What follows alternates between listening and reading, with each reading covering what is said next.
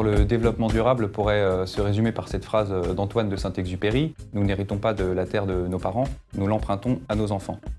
Il s'agit tout simplement d'assurer un développement économique et social qui soit reproductible par les générations futures. C'est faire le constat qu'aujourd'hui, nos modes de vie ne sont plus soutenables sur le long terme et qu'il s'agit d'associer à la dimension économique, évidemment indispensable à tout développement, deux autres dimensions, la dimension sociale et la dimension environnementale. Ce sont les trois piliers du développement durable. Donc le terme de développement durable est apparu en 1987 à la convergence de nombreux phénomènes naturels. Il y a évidemment la réalité du réchauffement climatique et ses conséquences, notamment la raréfaction des ressources, qui vont venir modifier nos modes de production. On voit bien qu'à ces questions environnementales s'ajoutent des questions sociales et économiques. Comment faire face à la hausse du prix de l'énergie pour certains ménages? Donc on le voit bien, le développement durable interpelle au-delà du cadre strictement environnemental pour toucher à la globalité de la responsabilité des entreprises et organisations. C'est ce qu'on appelle la responsabilité sociétale et environnementale. La responsabilité sociétale et environnementale est la contribution des entreprises au développement durable. C'est donc la façon dont une organisation ou une entreprise va se préoccuper de l'ensemble de ses impacts, qu'ils soient économiques, sociaux ou environnementaux. Afin de mesurer ces impacts, l'entreprise va s'engager dans un dialogue avec l'ensemble des acteurs de son territoire, ses clients et sociétaires, leurs représentants, les administrateurs, les fournisseurs, la protection de l'environnement au sens large, l'accompagnement des publics en difficulté ou des associations locales.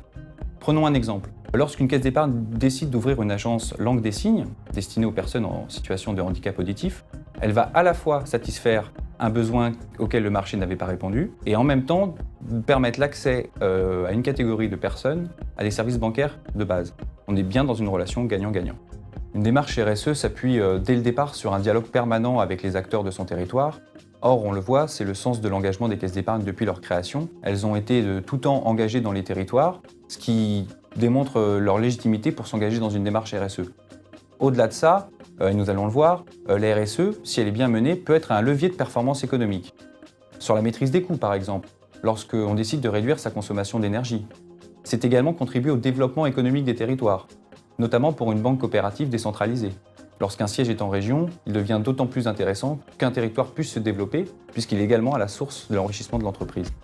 Et puis enfin, c'est également des opportunités d'affaires, sur le marché notamment des énergies renouvelables et de la transition énergétique. On le voit bien, à l'opposé d'un effet de mode, la RSE peut être un levier de performance économique, accroître la valeur de l'entreprise et améliorer sa rentabilité. Les caisses d'épargne ont toujours œuvré en faveur de l'intérêt général depuis leur création en 1818. Il y a eu le livret A évidemment, mais également les bains-douches, les jardins ouvriers ou plus récemment les PELS, les fameux projets d'économie locale et sociale. Cette thématique, l'engagement sociétal, représentait encore en 2013 26 millions d'euros au niveau national, dont 20 millions d'euros de mécénat. Donc depuis 2009, la stratégie RSE des caisses d'épargne s'élargit progressivement vers l'ensemble des composantes de l'entreprise. La gouvernance, mais également les ressources humaines, les relations avec les clients et sociétaires, les relations avec les fournisseurs, ou plus globalement la protection de l'environnement.